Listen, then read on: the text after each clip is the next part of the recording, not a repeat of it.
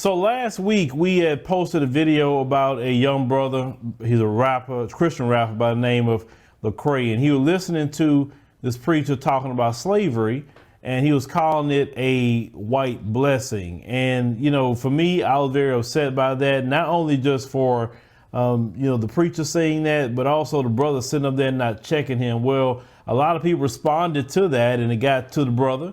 And I want you to hear his response to it. Then roll that clip. All right, so let's talk about it. By now, everybody's seen the video with myself and Lou Giglio, and you wondering what the heck is going on. Well, first of all, let me just say this.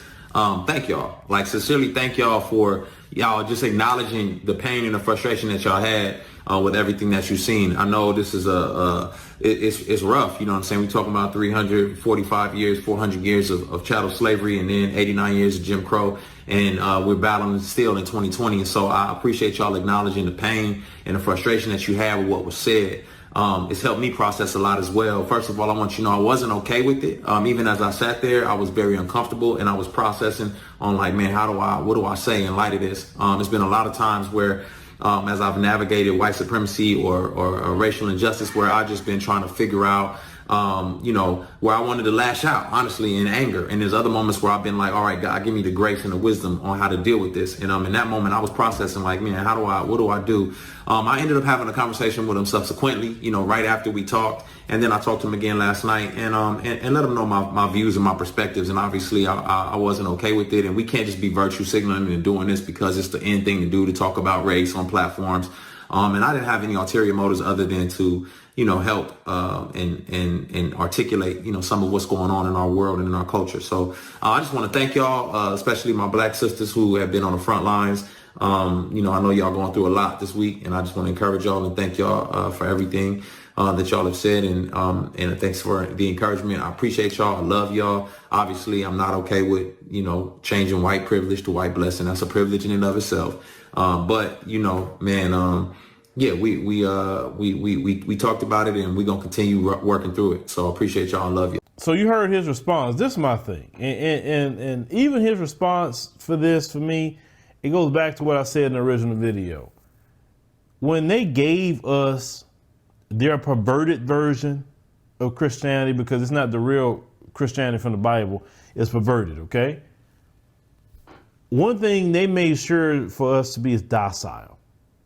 For us not to raise up, for us not to speak up against them, for us not to challenge them. He said, yeah, I talked to him and this and then the third. But if there had been a black man disrespecting him, 9 times out of 10, it'd have been a different kind of response. See, that what they taught you is false when you have all this humility and reverence for the Mzungu, but your own, you're ready to tear their head off. See, this is why I don't get down with their version of Christianity whatsoever. Because I read the Bible myself. I had my time studying the Bible for myself. And I know good and well is nothing in the Bible supports anything these people have done to date and in the past. So why in the world would I listen to anything they say? Why would I go sit down in any of their churches when they live in a system that's completely against God himself?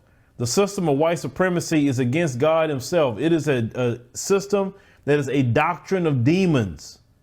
It is a complete doctrine of demons. It is an organization that has been crafted in the pits of hell. And we have seen that enacted on black people for hundreds upon hundreds of years. It is nothing good about white supremacy. Not a thing good about it on this planet Earth.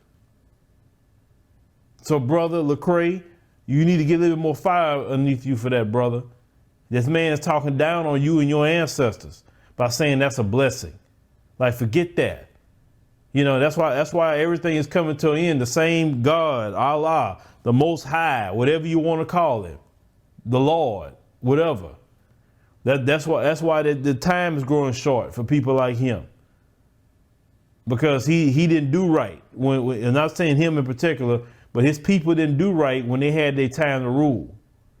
And now that time is ending. And that's why they're afraid, they fearful, they don't know what's going to happen. history is going to repeat itself all over again, and we know that. But brother, you gotta trust me. If you know different figures, even in the Bible itself, they wasn't courageous, and they were courageous. They wasn't punks like that. I mean, come on. I mean, even the Old Testament scriptures teach you that. There's not one time God ever told you to cower down to anybody and let them get away with things. No, brother, we got to speak up. We got to.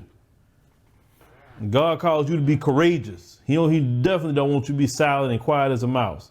But leave me a comment, let me know think about the situation with, that brother, Lecrae. Like I said, I don't hate my brother. I'm not against my brother. I'm just saying that my brother just needs to get some fire underneath him about these folks, because these folks are not godly whatsoever.